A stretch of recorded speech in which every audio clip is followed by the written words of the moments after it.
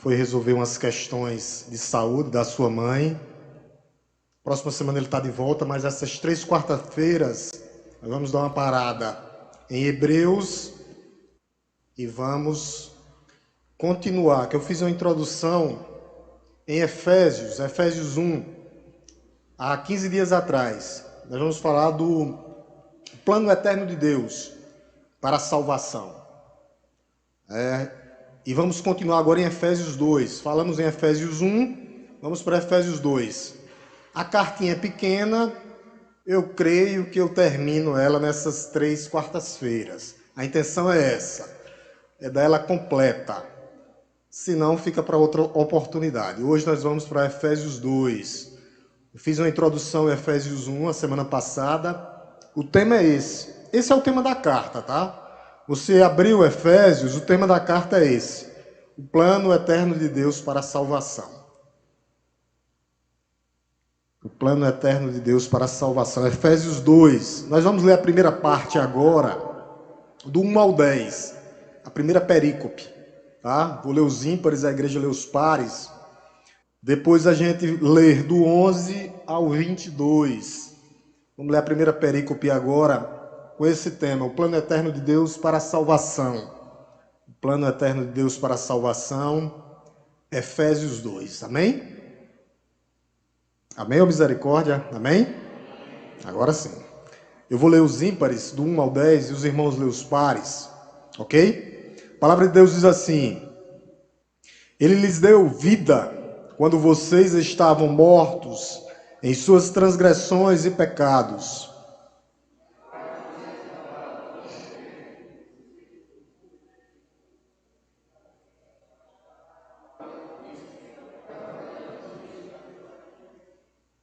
Entre eles também nós, todos andávamos no passado, segundo as inclinações da nossa carne, fazendo a vontade da carne e dos pensamentos, e éramos, por natureza, filhos da ira, como também os demais.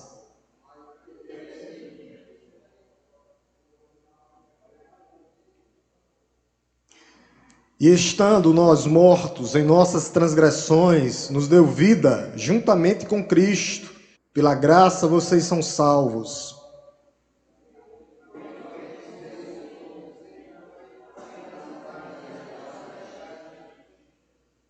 Deus fez tudo isso para mostrar nos tempos vindouros a suprema riqueza da sua graça, em bondade para conosco em Cristo Jesus.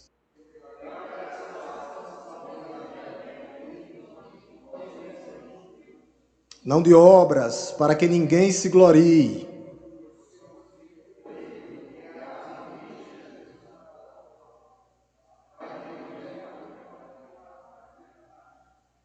Amém? Essa primeira parte aqui. O que é que nós percebemos aqui? Que esse texto, Paulo faz uma divisão nele. Que divisão é essa, pastor? Ele divide aqui do capítulo, do verso 1 ao 3, ele vai mostrar como nós vivíamos antes da conversão, antes de ser chamados por Cristo. Qual a nossa situação, ou qual é atualmente a situação do mundo? Como o mundo vive? Verso 1 ao verso 3, verso 4 ao verso 10, nós percebemos o quê? O contraponto de Paulo, a intervenção de Deus, mostrando o poder da salvação. Deus intervém nas nossas vidas, literalmente. Então, é um contraponto, como vivíamos antes de Cristo e como vivemos depois de Cristo. A carta, o tom da carta é mais ou menos esse. A carta toda. O capítulo 1 que nós vimos, eu não vou falar muito não, porque senão a gente perde o ponto aqui de tentar expor esse capítulo 2 completo hoje. Mas no capítulo 1 nós vemos uma ação trinitariana.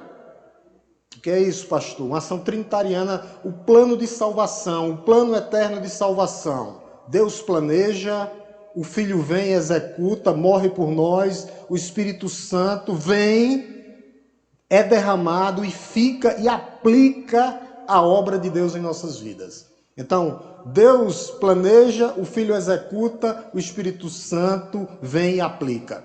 A temática é essa, o plano trinitariano de Deus na salvação, o plano eterno de Deus para a salvação. Para a salvação de quem, pastor? De todo aquele que nele crê. É interessante que essa carta aqui, ela vem de encontro ao homem e nos coloca no nosso lugar.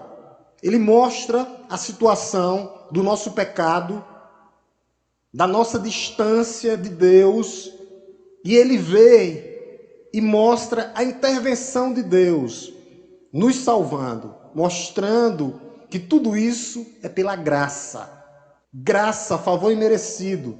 Mesmo sem merecer, Deus intervém no tempo e no espaço, enviando o seu Filho amado Jesus Cristo. Para quê, pastor? Para nos salvar. Se nós estamos hoje aqui, é por causa disso. Quer ter certeza que você vai para o céu? Está aqui. A sublimidade de Efésios. A sublimidade de Efésios, falando que Deus literalmente nos tira de uma sepultura e nos traz novamente e nos dá vida através da graça, pela fé em Cristo. E isso é um presente dado à igreja do Senhor, aos seus filhos, aqueles que foram chamados, aqueles que ouvem a palavra de Deus através da pregação do Evangelho. Aqueles que respondem a esse chamado, porque o chamado é irresistível no coração do pecador, no coração daquele que verdadeiramente vai crer. Então a divisão da carta é essa. Esse primeiro ponto aqui é a obra do pecado na vida do ser humano, verso 1 a 3, e a obra de Deus em nossas vidas, a graça de Deus em nossas vidas, do verso 4 ao verso 10. E ele começa falando do estado do homem, que é justamente do versículo 1 ao versículo 3. Como nós vivíamos antes da conversão. Qual era o seu estado, qual era o meu estado diante de Deus? Verso 1. Verso 1. Olha o que é que ele diz. E ele lhes deu vida, quando vocês estavam mortos em suas transgressões e pecado. Então, o nosso estado diante de Deus é um estado de morte. Mortos. Literalmente, Paulo diz aqui, quando vocês estavam mortos. Esse é o estado do homem natural, do homem sem Deus, um estado de morte. Nós estamos afastados, destituídos. De quê? Da glória de Deus. Mortos. O homem natural, ele pode até ser um bom pai de família, uma boa mãe, um bom avô, um bom tio, mas isso é a graça comum, que pela graça de Deus muitos recebem isso, porque senão a humanidade já tinha sido destruída, meus irmãos.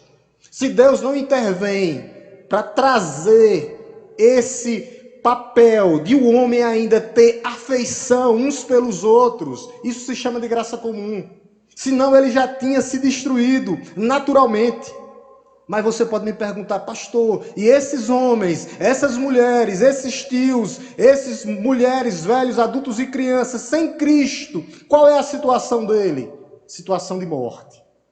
A situação de morte, eles continuam mortos. Sem Cristo, continuam mortos em seus pecados e delitos. Essa é a situação de uma sociedade decadente e caída. Sem Cristo, está caminhando para a perdição, porque todos pecaram e estão destituídos da glória de Deus. É assim que eles andam.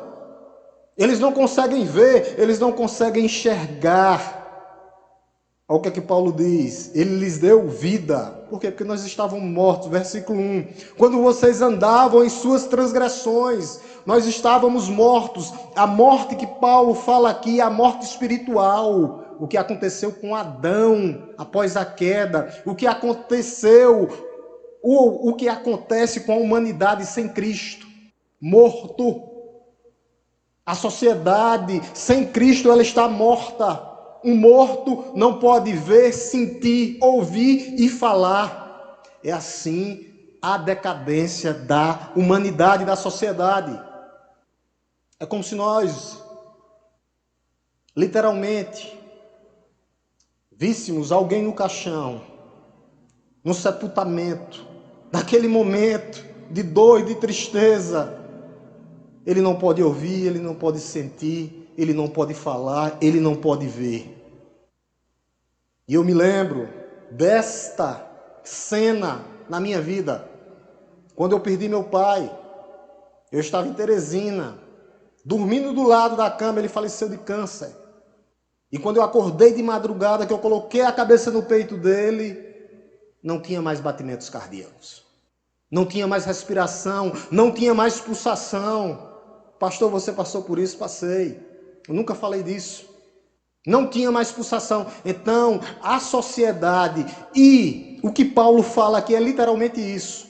Mortos. O homem sem Deus, ele está morto. Morto em quê, pastor? O que é que ele diz aqui? Mortos em suas transgressões e em seus pecados. Versículo 1 ainda. Mortos em suas transgressões e pecado. A palavra transgressão aqui, literalmente, no grego é cair. Homens caídos, homens desviados, homens afastados de quê, pastor? De Deus. Homens sem Deus, homens sem Cristo. Por causa das suas transgressões, eles estão afastados. Por causa da sua rebeldia, eles estão destituídos e longe de Deus, mortos.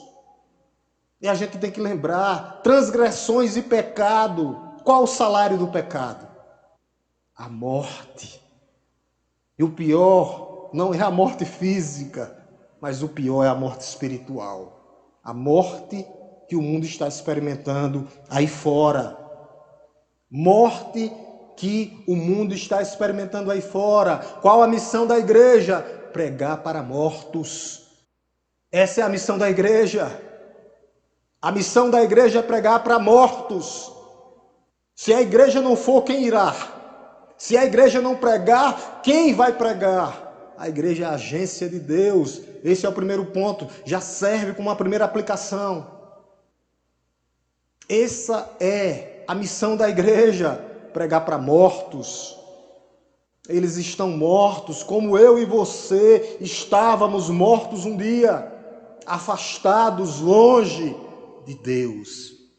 Mas pela sua graça e pela sua misericórdia Ele nos achou, Ele nos encontrou e nós estamos aqui hoje para, depois de ouvirmos a palavra de Deus, o Evangelho da salvação, no poder do Espírito Santo de Deus, fazer o que um dia alguém fez por nós, pregar o Evangelho. A igreja tem que ter esse sentimento de missão, de pregar e anunciar o Evangelho da salvação. Pastor, por onde eu começo? Por sua casa, pelo seu lar. Mas é o lugar mais difícil. Deus não nos chamou para nós fazermos uma tarefa fácil, mas uma tarefa que, através dele, nós conseguimos, sim, cumprir a sua vontade. Essa é a função, essa é a missão da igreja.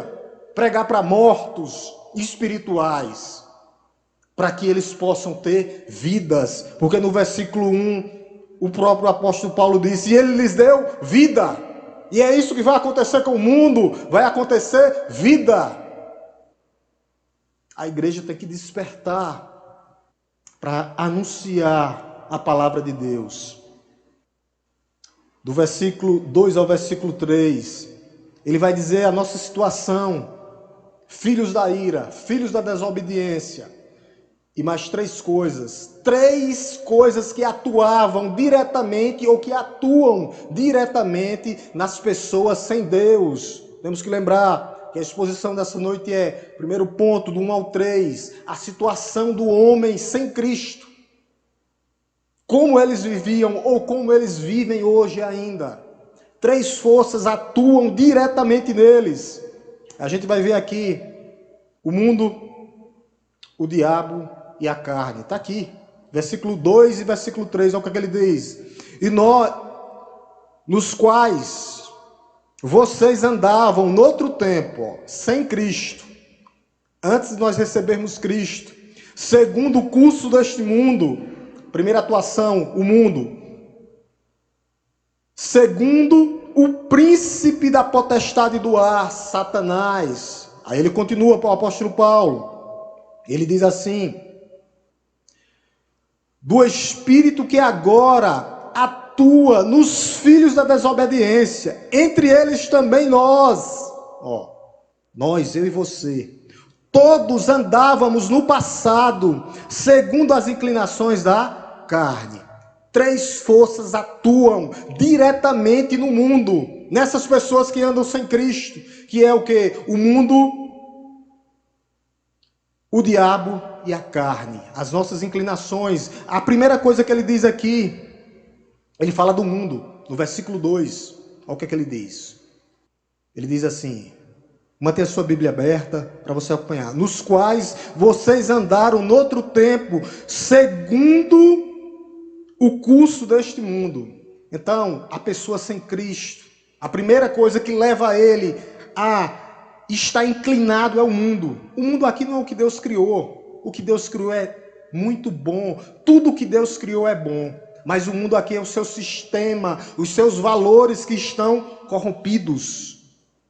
Eu quero que você abra sua Bíblia agora em Tiago, para você ver quem é amigo do mundo. Tiago 4,4. Vamos lá, botar a irmã Diga aqui para trabalhar agora um pouquinho. Tiago 4,4. Tiago 4,4. Está aqui. Eu vou abrir, mas eu vou ler aqui.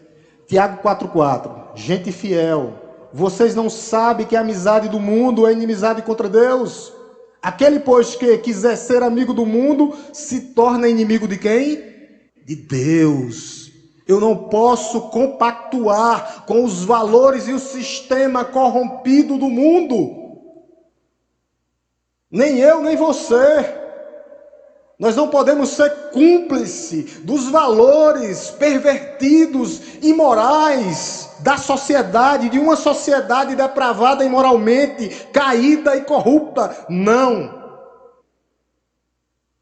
Diego, 1 João 2, 15 e 17, falando um pouco sobre o mundo ainda, o sistema e os valores. 1 João 2, do 15 ao 17. 1 João 2, do 15 ao 17. 2, do 15 ao 17. Olha o que ele diz aqui. Do 15 ao 17. Ele diz assim, eu vou ler aqui. 1 João, vou aguardar Diego aqui que a gente acompanha direitinho. 1 João 2, do 15 ao 17. Olha o que o apóstolo João vai dizer para a gente. Olha o que ele diz. Não ame o mundo. Eu vou ler aqui, os irmãos já estão com a Bíblia aberta para a gente adiantar, tá? Não ame o mundo, nem as coisas que há no mundo. Se alguém amar o mundo, o amor do Pai não está nele. Porque tudo o que há no mundo, os desejos da carne, os desejos dos olhos e a soberba da vida, não procede do Pai, mas procede do mundo. Ora, o mundo passa, bem como os seus desejos, mas aquele que fizer a vontade de Deus permanece para sempre. Nós não podemos compactuar com o mundo. Não ame o mundo nem as coisas do mundo. Se alguém amar o mundo, os seus valores, os seus prazeres, a sua decadência moral, o amor do Pai não está na igreja de Deus e nós não estamos fazendo a vontade de Deus. Nós estamos seguindo o sistema contaminado, corrompido. Nós temos que viver no mundo, sim, porque Deus nos leva ao mundo, mas que nós possamos testemunhar, não ser influenciado pelos valores que corrompem os nossos filhos, que corrompe a sociedade, que tira a inocência das nossas crianças. Não funciona assim. A igreja não pode compactuar com valores pervertidos. A igreja não pode negociar a sua fé. A sua fé, lembre-se, irmão, a sua fé é pública. Aonde você estiver, você tem que ser uma testemunha de Cristo.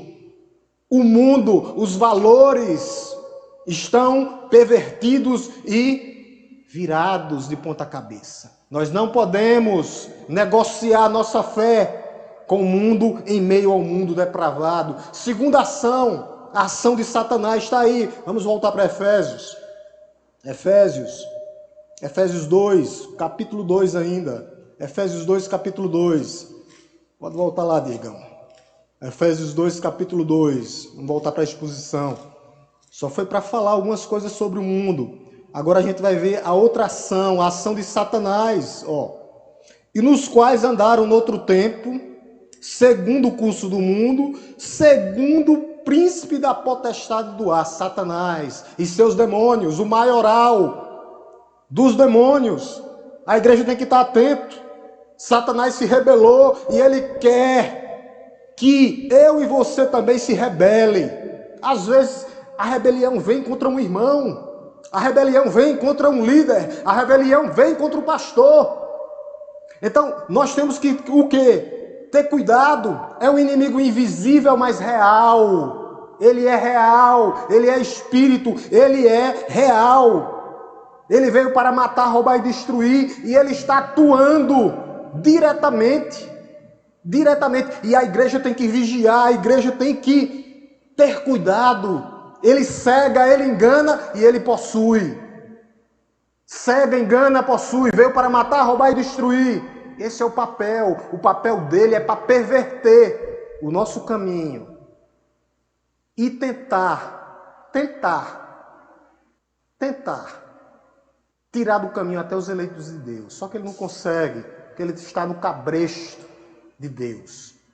Mas ele vai tentar. Por isso que nós temos que o quê? Resistir. Como é que nós resistimos ao diabo? Com a palavra. Revestidos da armadura de Deus. É assim que eu e você temos que estar, meus amados irmãos, revestidos da armadura de Deus. Eu lembro-me de duas cenas na Bíblia, duas cenas para você olhar o efeito que o diabo faz. O gadareno se batendo, acorrentado, e Judas vendeu Jesus, lúcido. Tem mais gente endemoniada do que a gente pensa por aí. Lúcidos. Não precisa gritar, correr, não. Às vezes eles estão lúcidos. Então a igreja tem que ter cuidado. E a terceira coisa é a carne. As nossas paixões. Voltemos aqui, versículo 3. Olha o que é que ele diz. Verso 3. Entre eles também, nós andávamos no passado, era a minha situação, a minha, a sua, no passado, olha o que ele diz, andávamos no passado, segundo as inclinações da nossa carne. O mundo, Satanás e as nossas paixões. O que é que está tirando você dos caminhos do Senhor? Qual paixão, qual desejo do seu coração que tem que ser matado e enterrado nessa noite? O que é que eu e você temos que enterrar nessa noite? Qual paixão, qual desejo ainda está nos conduzindo a pecar contra Deus? O que é que está nos afastando do caminho de Deus? Quais os nossos desejos, as nossas paixões, as nossas inclinações que têm que ser enterradas e crucificadas com Cristo? Meus amados, isso é para a igreja pensar. No plano de salvação éramos assim, vivíamos assim. Pecaminosidade, inclinações.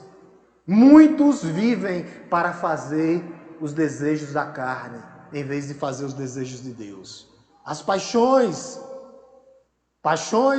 às vezes, pela cultura, por roupas, por telefones, smartphones, por sexo ilícito, por coisa que nos afasta de Deus. Isso é coisa do homem natural, do homem sem Deus, do homem que ainda está escravizado às suas paixões. As nossas paixões têm que ser enterradas, crucificadas, abandonadas, deixadas. O que é? Qual paixão ainda tem no nosso coração que tem que ser deixada, abandonada, enterrada com Cristo Jesus? Qual a paixão? O que é que nós temos que enterrar com Cristo Jesus? Porque, senão, o que é que nós éramos? Ele vai dizer aqui, no verso 3 ainda. Olha o que é que ele diz? Ele diz assim: Entre eles também, todos nós que andávamos no passado, segundo as inclinações da nossa carne, fazendo a vontade da carne e dos pensamentos, e éramos por natureza filhos da ira. É assim que eles vivem. Eles são filhos da ira, porque eles vivem segundo as suas paixões, segundo os seus desejos. Quem vive segundo os seus desejos são filhos da ira. E a ira santa de Deus será levantada. Porque a ira santa e justa de Deus, o cálice da ira de Deus, vai ser derramado, já está sendo. Eles não estão vendo. Por quê? Porque eles estão mortos. E o morto não pode ver, mas já começou. A ira santa e justa de Deus, se não houver conversão, estão debaixo da ira santa de Deus. E a implicação final da ira santa de Deus é a condenação eterna daqueles que lhe derramar o seu cálice. Há uma oportunidade, por isso a missão da igreja é pregar para mortos. Mortos, para pregar para filhos da ira, porque antes nós éramos filhos da ira também. Pela graça nós fomos alcançados. Pela graça nós fomos alcançados. Eu quero que agora, se você tiver um lápis, você marque aí, em sua Bíblia. Porque a intervenção de Deus acontece agora. Primeiro a má notícia. O Evangelho começa com a má notícia. Éramos destituídos, afastados, filhos da ira, filhos da desobediência. O mundo, a carne e o diabo era quem conduzia as nossas vidas. Mas eis a boa notícia agora. Para você que está aqui nessa noite. Para você que está aqui nessa noite. Eis a boa notícia, versículo 4. A intervenção de Deus. Mas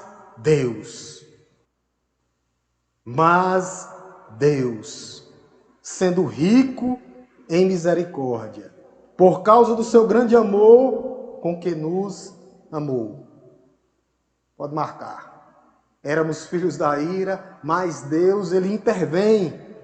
Agora é a obra santa, pura de Deus em nossas vidas, mas Deus intervém. Eis aqui a esperança para todo pecador que está afastado e destituído da glória de Deus. Mas Deus... Poderia terminar aqui. Mas Deus interviu na sua vida. Mas Deus continua intervindo na nossa vida. Mas Deus, no momento certo, na hora certa, enviou seu Filho amado Jesus Cristo para morrer pelos seus pecados. Mas Deus fez isso por amor a você. Foi por amor. Olha o que ele diz. Mas Deus, sendo rico em misericórdia, interviu, intervém e continuará intervindo, porque você foi chamado, você ouviu a palavra de Deus, você se arrependeu e você confessou, e hoje você está aqui para a glória de Deus. Para a glória de Deus. Mas Deus, marque o versículo 4, se tiver com caneta, se não, memorize. Essa é a intervenção de Deus. Mas Deus, a esperança para o pecado está aqui, porque Deus é rico em misericórdia. Envia seu Filho amado Jesus Cristo para morrer por nós. Ele demonstra, ele mostra, ele prova que ele é amor, quando ele paga a nossa dívida sem nós merecermos, enviando seu Filho amado Jesus Cristo para morrer por nós. Na cruz do Calvário. O Calvário é a maior demonstração de amor que o mundo pode ver. Por isso que a igreja tem que pregar. Para quem? Para mortos. Eles estão mortos. Às vezes você vai ter que bater. Bater aqui é pregar. Porque só o Espírito Santo de Deus vai convencê-los. Eles não entendem. Por que não vê? Por que não ouvem? Mortos. Mas Deus intervém. E esse é o seu grande amor. E ele, depois disso, ele faz o quê, pastor? Da morte ele lhe dá vida. Você estava morto. Olha aqui, versículo 5. Mas Deus, sendo rico em misericórdia, por causa do seu grande amor. Versículo 5. E estando nós mortos em nossas transgressões. Lembra, ele agora nos deu vida. Você agora está vivo. Você agora consegue ouvir o Espírito Santo de Deus quando você peca agora. Ele diz, não, você está fazendo errado. E quando você está passando pelo vale da sombra da morte, ele diz, sim, você é meu. Eu estou com você e você vai passar. Porque agora você tem vida. Você consegue ver, você consegue ouvir, você consegue falar e pregar para mortos. Porque agora você está vivo. Vivo em Cristo Jesus. Ele diz, versículo 5. E estando nós mortos em nossas transgressões, nos deu vida juntamente com quem? Juntamente com quem? Com Cristo. Tudo é por Ele, por meio dEle. Não em homens, mas em Cristo. Juntamente com Cristo. Morto, vida em Cristo. Só Ele. Porque Ele é a própria vida. Eu sou caminho, a verdade e a vida. Ele lhe deu vida quando você ainda estava morto.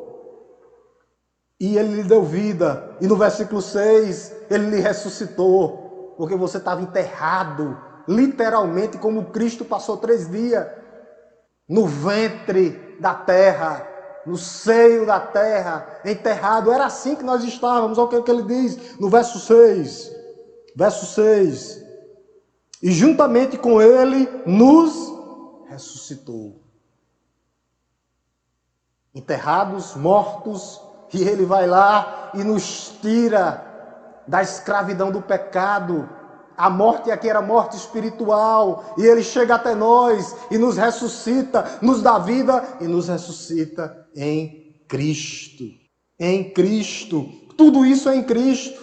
Olha o que ele diz, verso 5 e verso 6. O final do verso 5 e verso 6. Só para a gente ver que tudo é em Cristo. Final do verso 5. Final do verso 5, meus irmãos. Olha o que ele diz. Ó. E nos deu vida juntamente com Cristo. Aí verso 6. Ele diz assim, verso 6. E com ele, com Cristo, nos fez assentar nas regiões celestiais em Cristo. Tudo é em Cristo. Por isso que nós temos que nos apegar a Cristo. Ele nos deu vida, Ele nos ressuscitou, Ele nos tirou do império das trevas, Ele nos transformou. Nós éramos filhos da ira, filhos da desobediência, mortos em pecados e delitos, mas Cristo nos deu vida e nos ressuscitou. Ele fez isso comigo e com você. Essa é a mensagem do Evangelho. Essa é a mensagem que continua salvando. Essa é a mensagem principal da igreja. A igreja não pode deixar de falar daquilo que Ele fez para conosco. Vida, ressurreição, transformação, mudança de vida, mudança de caráter. Essa é a mensagem principal. Não é o que eu faço, não é o que eu tenho, não é o que eu sou, mas o que Cristo fez por mim e por você na cruz do Calvário. É o Calvário, é a cruz. Cruz. Você pode pregar onde você quiser pregar, mas você fecha com Cristo e cruz. Essa é a mensagem da cruz. Cristo crucificado, mas ressurreto dos mortos. Tudo isso em Cristo. Porque Deus fez tudo isso? Porque Deus faz tudo isso? Porque, verso 7, Paulo vai literalmente, ele vem sistematicamente, é esplêndido pregar nas cartas de Paulo. O que ele diz? Deus fez tudo isso. Por quê? Para mostrar nos tempos vindouros a suprema riqueza da sua graça, em bondade para conosco, em Cristo Jesus. Tudo em Cristo. Tudo isso para a sua graça, para a sua glória. Tudo isso no final, Ele nos livra, nos tira. A meta final, o objetivo final é a glória, a graça de Deus em Cristo Jesus, nosso Senhor. Tudo isso é para Ele e por Ele. Que versículo tremendo. Às vezes não tem nem palavra para... Não precisa falar no versículo dele. Deus fez tudo isso. Ele já dá a resposta. Deus fez tudo isso para mostrar, nos tempos vindouros, na sua segunda vinda, Jesus está vindo, a suprema riqueza da sua graça, em bondade para conosco, não para todos, para conosco, para os seus filhos, para aqueles que foram chamados, para aqueles que responderam ao chamado de Deus, para aqueles que se arrependem, confessam e crê e permanece, porque aquele que perseverar até a morte será salvo. Agora, ele vem até nós. Vou pegar a parte B do versículo só. Ele diz assim, versículo 7. Nos tempos vindouros, a prosperidade, a riqueza da sua graça e bondade para conosco em Cristo Jesus. Deus é tremendo. Tremendo. E ele vem e reforça, mostrando os meios de graça para mim e para você. Para quê, pastor? Para nos colocar no nosso cantinho. Cantinho. Para nos dar poder, sim. O poder do Espírito Santo de Deus para que nós possamos testemunhar. Mas para mostrar que tudo é pela graça. Olha o que ele diz, versículo 8 e 9. São os versos mais conhecidos. Porque pela graça vocês são salvos, mediante a fé. Aí ele vem e coloca o homem no lugar. Graça, fé. E isto não vem de vocês ou de vós, mas é dom de Deus. Aí ele continua, não por obras, porque o homem é orgulhoso. Ô, bicho orgulhoso é o homem. Se fosse por obra, eu ia chegar lá. Fui o final de semana para a Serra do Cavaco. Eu estou merecendo isso, isso e isso. Não é assim. Salvos pela graça para fazer as boas obras. Ele nos leva para o caminho da graça. Primeiro ele nos salva, depois ele nos coloca para fazermos as boas obras. As boas obras sem a graça não caminham juntos. Por isso Paulo vai dizer aqui, porque pela graça sois salvos, é pela fé. E essa fé é dom de Deus, é Ele que nos dá, pela graça sois salvos mediante a fé, e não vem de vós, é um dom, é um presente que você recebe. A fé é um presente dado por Deus, é uma dádiva que Deus te deu, meu irmão. Se você está hoje aqui, é pela graça. Aí você crê, tem fé em Jesus, mediante a fé em Jesus Cristo, mas pela graça, sendo um presente divino dado a você, você recebe. A fé é a mão que se estende para receber de graça, a salvação em Cristo Jesus, nosso Senhor. Isso é fé, a fé que salva, a fé que nos conduzirá ao céu, a fé que salva. Está aqui os meios de graça. Fé. O que é que eu faço com essa fé? Às vezes a gente está sem fé, né? Meu Deus, aconteceu isso e eu não tive muito fé. O que é que eu faço quando eu estou com falta de fé? Se você está sentindo isso no seu coração, isso é um bom sinal. Porque a partir do momento que você sente isso, você tem mais dependência de Deus, para você não caminhar sozinho, para você se colocar aos pés do Senhor. Isso são os meios de graça. É Deus que vai te dar para que tu possa caminhar, para que tu possa alcançar, para que tu possa chegar. Sem Ele, tu não chegará, eu não chegarei. Se eu estou sentindo isso, isso serve para quê? Para que nós possamos vir. E Ele está nos chamando. Venha, meu filho. Venha. Quer beber? Venha, eu sou a água da vida. Venha. O pão da vida está aqui. Venha se alimentar. Venha. É um chamado. Ele nos atrai para nos manter nos seus meios de graça. Infelizmente, meus irmãos, muitos não crerão. Muitos não experimentarão esses meios de graça. Coração endurecido, coração embrutecido, como diz Hernandes Dias Lopes. Embrutecido, a palavra bate, volta, bate, volta, bate, volta. Muitos terão esse privilégio que nós tivemos aqui hoje. Nós estamos tendo durante essa nossa caminhada até que Ele venha. Mas a palavra vai bater, o coração vai endurecer. A palavra vai bater, o coração vai endurecer. O que é que eu continuo fazendo, pastor? Continue pregando. No momento certo, na hora certa, o Espírito Santo de Deus vai atuar. E se for de Deus, ele vem. Ele vem. Se for seu filho, se for sua nora, se for seu irmão, se for seu pai, se for uma obra do Espírito Santo de Deus, ele vem. E ele vai no versículo 9 e diz, não de obras. Como eu disse, se fosse pela obras nós íamos nos orgulhar, mas a obra já foi feita por completo. Quando, pastor? Quando Cristo diz lá na cruz, está consumado. Ele cumpre totalmente a obra do Pai e nos traz para nós fazermos agora as boas obras. Mas, pastor, o que são as boas obras? Os 10 mandamentos. Amará o teu Deus sobre todas as coisas e amará o teu próximo. Está amando o próximo? Está cumprindo as boas obras. O amor verdadeiro, o amor que serve, o amor que se coloca no lugar do outro na hora da necessidade, o amor que cobre uma multidão de pecados e vai de encontro ao pecador e nos coloca face a face, perdoando aquele que tem que perdoar. Está precisando perdoar? Eis a noite de meios de graça chegar até você.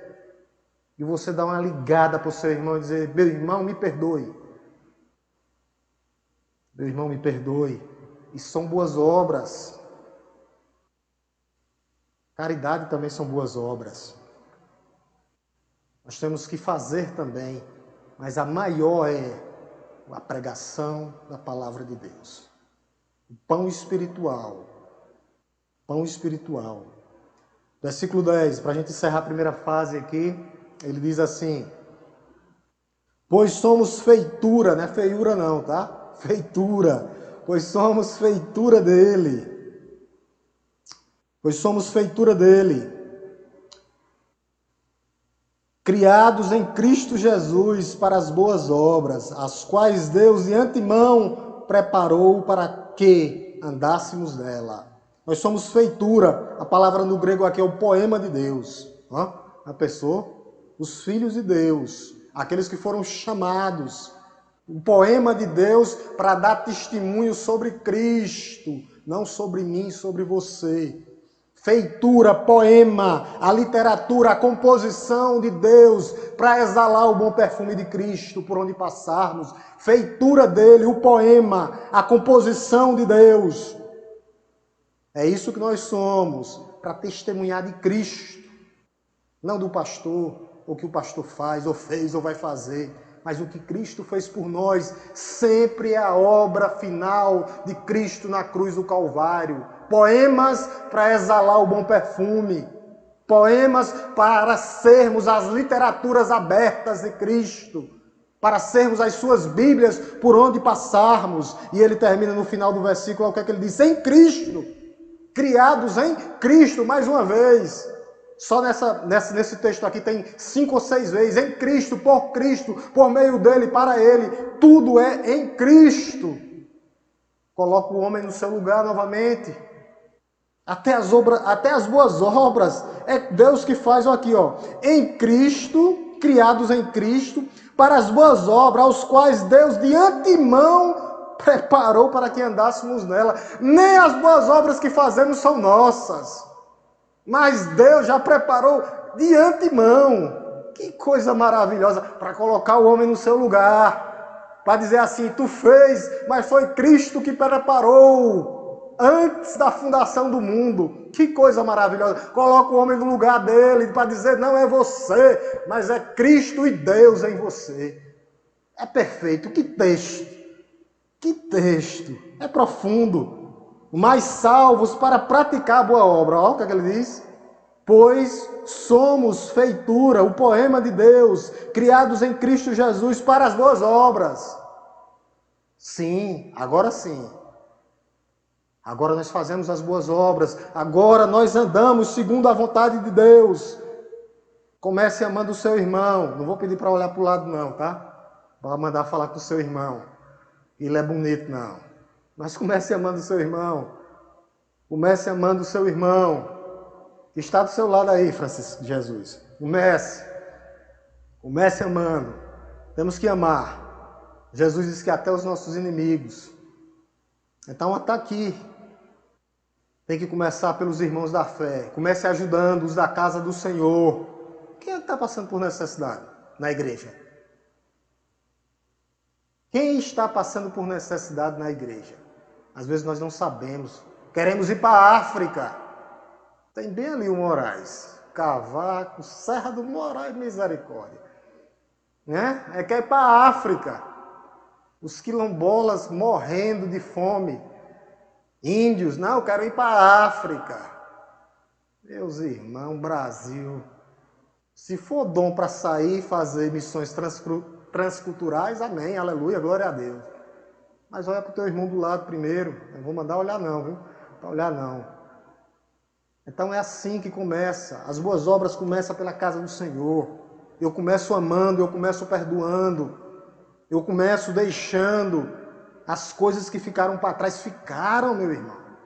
Nós temos que seguir. Tem pessoas que ficam batendo. Não esquece. Que perdão foi esse? Na hora que vê, irmão, olha, aquele irmão há 250 anos atrás, não está fazendo, não está cumprindo o que Cristo diz. Não está. Do versículo 11 até o versículo 22. O que é que o apóstolo Paulo fala aqui? Ele vai falar sobre um só povo. Tem pessoas que acham em igrejas que Deus tinha um plano A e plano B. Nunca teve. O plano de Deus sempre foi um plano só. Ter um povo para a sua glória, um povo para o seu louvor, um povo para a sua adoração. E eis a igreja do Senhor aqui. Judeus e gentios estão unidos em quem? Em Cristo. Somente em Cristo. Então, não existe plano A, não existe plano B, existe o plano de Deus na história da redenção. Para quem, pastor? Para todo aquele que nele crê. Antigo Testamento, Novo Testamento, não mudou nada. Sempre foi em Cristo, tanto no passado como no presente e será no futuro, em Cristo.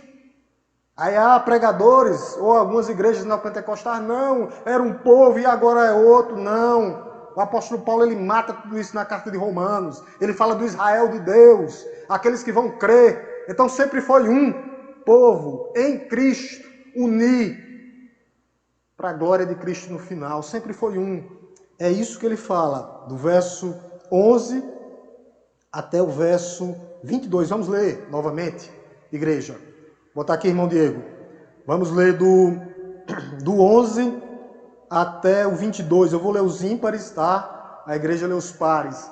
Vai estar exposto aqui, mas eu vou aqui na minha Bíblia. Tá? E os irmãos, vamos agora do 11 até o 22, tá? Para a gente encerrar o capítulo 2 aqui. Eu vou dar uma adiantada, porque se eu for fazer nesse mesmo ritmo que eu fiz a primeira parte, a gente não sai daqui hoje. Eu não vou correr também não, eu vou até onde der, tá certo? Verso 11, eu vou ler os irmãos, eu ímpares e a igreja pares. A palavra de Deus diz assim: portanto, lembre-se que no passado vocês eram gentios na carne, chamados em circuncisão, por aqueles que se intitulam circuncisão, os judeus, que é feita na carne por mãos humanas. Versículo 12.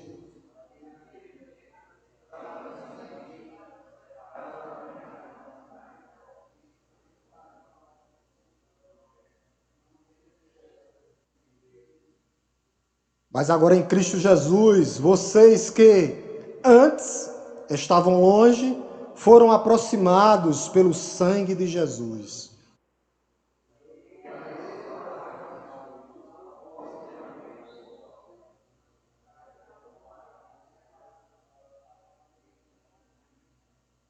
Cristo aboliu a lei dos mandamentos na forma de ordenanças, para que dos dois criasse em si mesmo uma nova humanidade, fazendo a paz.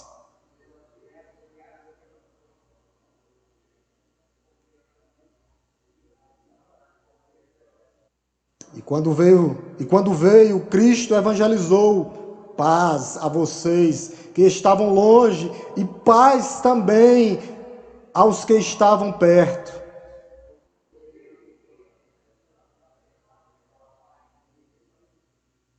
Assim vocês não são mais estrangeiros e peregrinos, mas concidadãos dos santos e membros da família de Deus.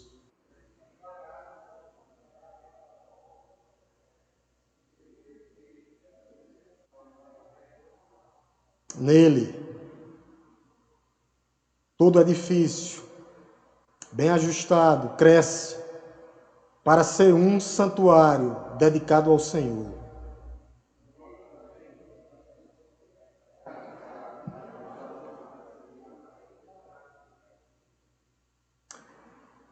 O que é que ele fala aqui nessa segunda parte do texto?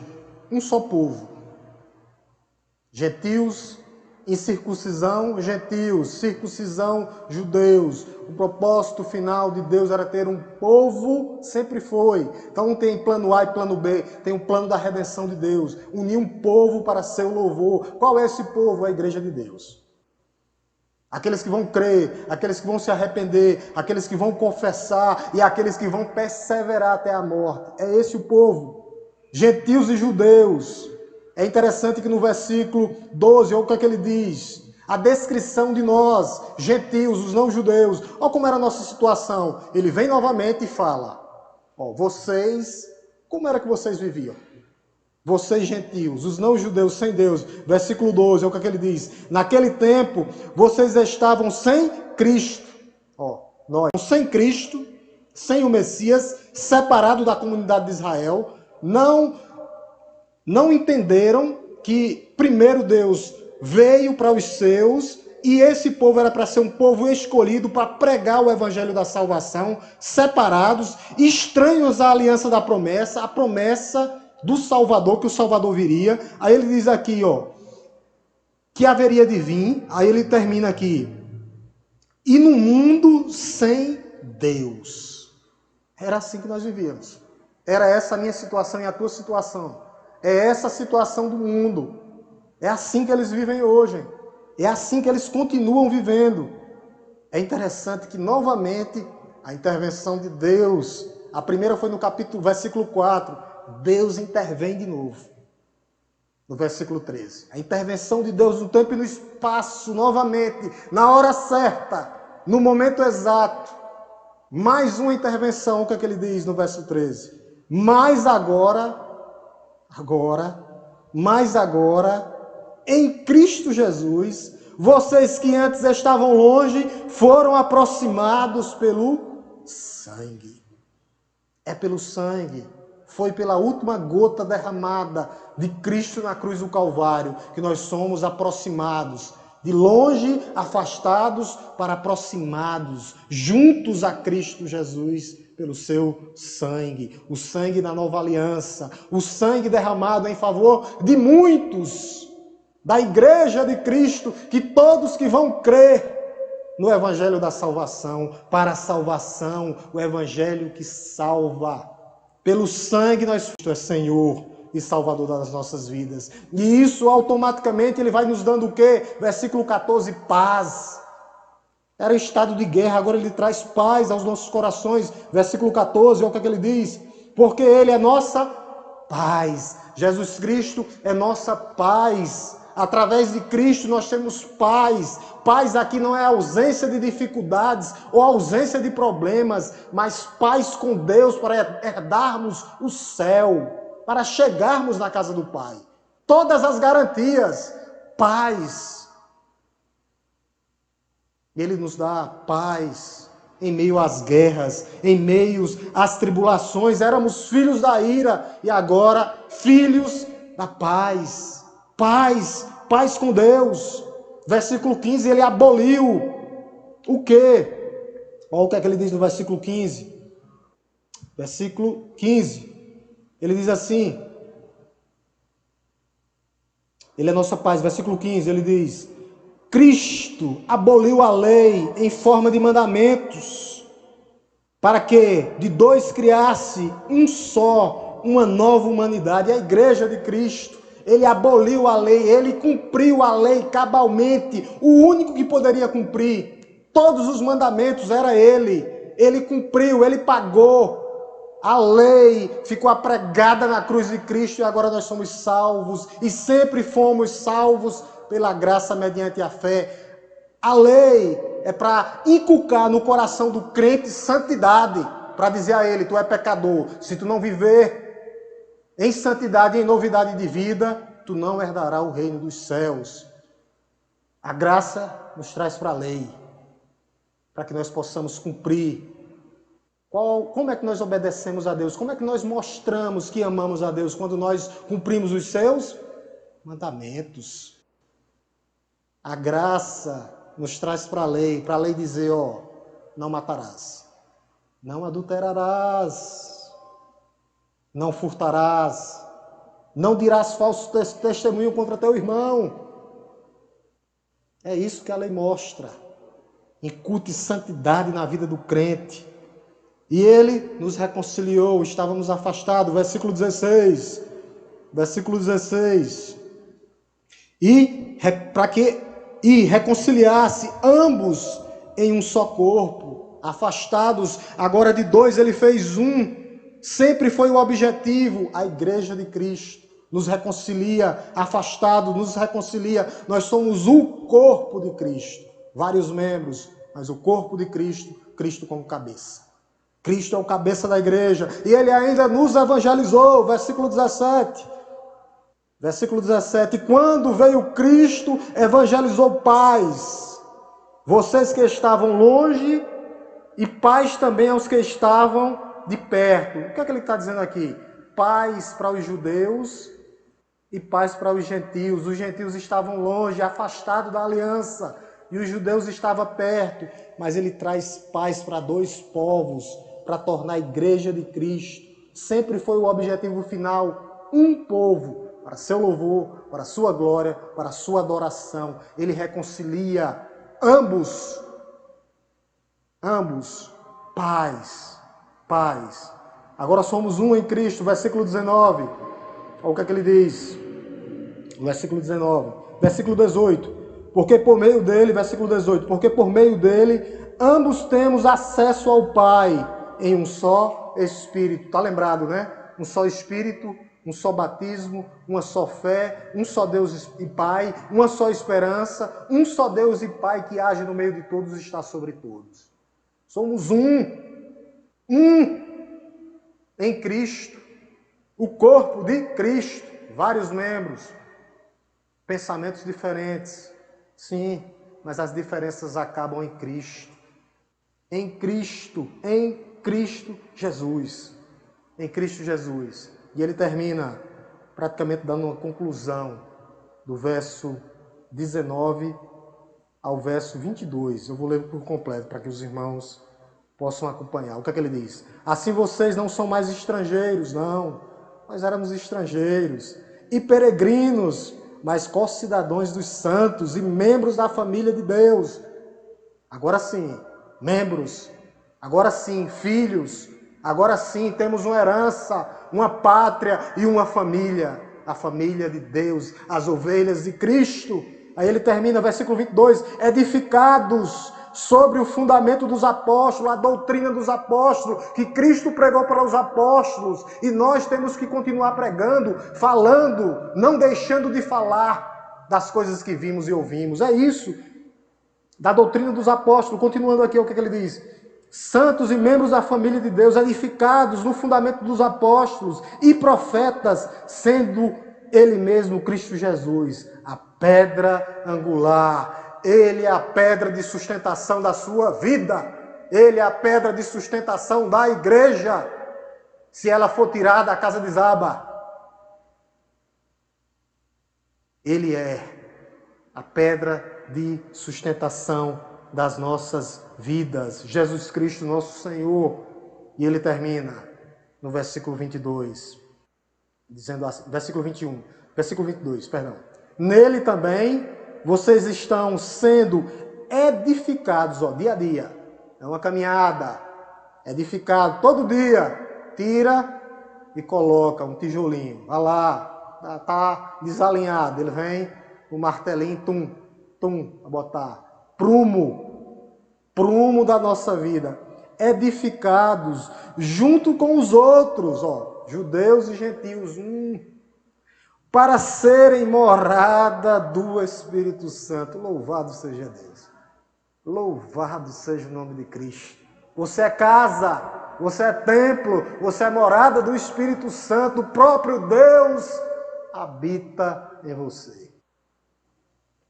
Louvado seja o nome de Deus. E essa palavra possa lhe edificar nessa noite. Que essa palavra possa lhe dar sustento. Que essa palavra possa brilhar em seu coração para você saber que nós somos um em Cristo. Que não pode haver desunião dentro da igreja. Que nós somos um, o objetivo final é a glória de Deus. Não do homem, não do pastor, não do líder, mas a glória de Deus. A glória de Deus.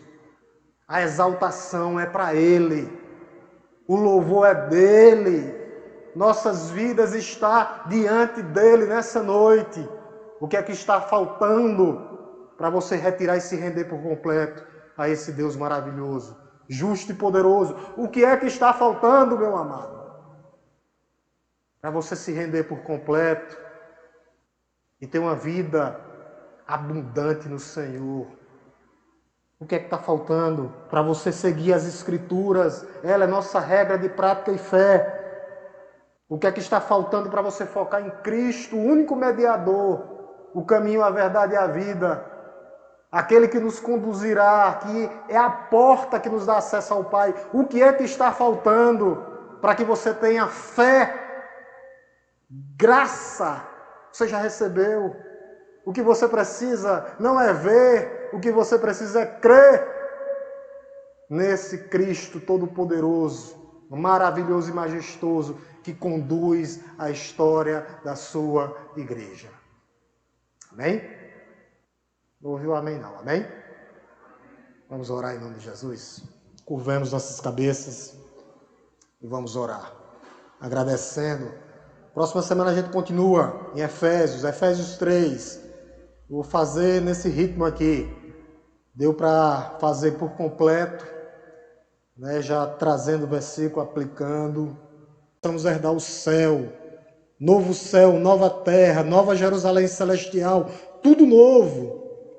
E que em nossas vidas, ó Deus, possa acontecer verdadeiramente, como diz a Tua palavra. E eis que tudo se fez novo, novos em Cristo, edificados na rocha, edificados na Tua palavra. Cristo Jesus, a pedra de sustentação, a pedra angular, a pedra que direciona, a pedra que mantém.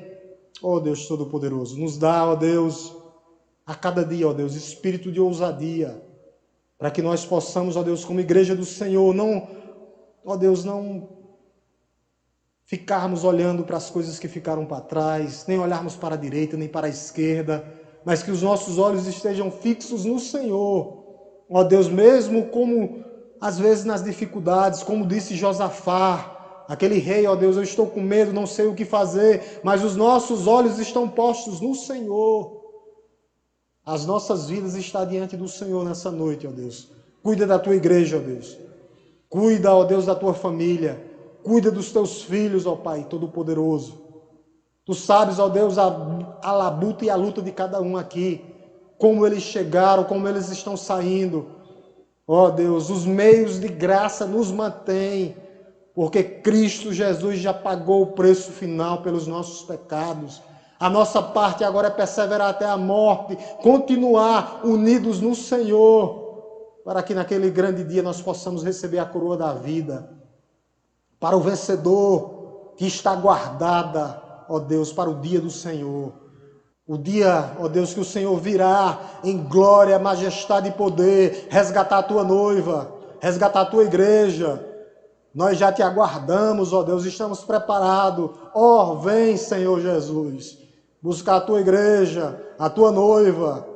A tua noiva já está adornada, já está pronta, ó Deus.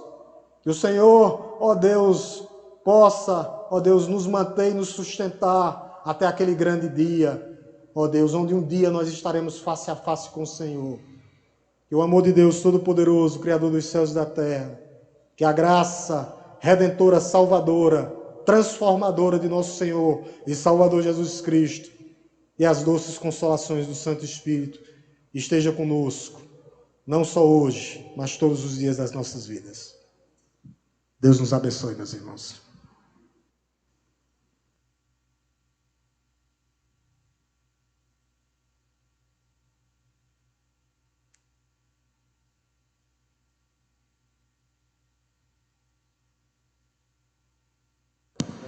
Oui, son A.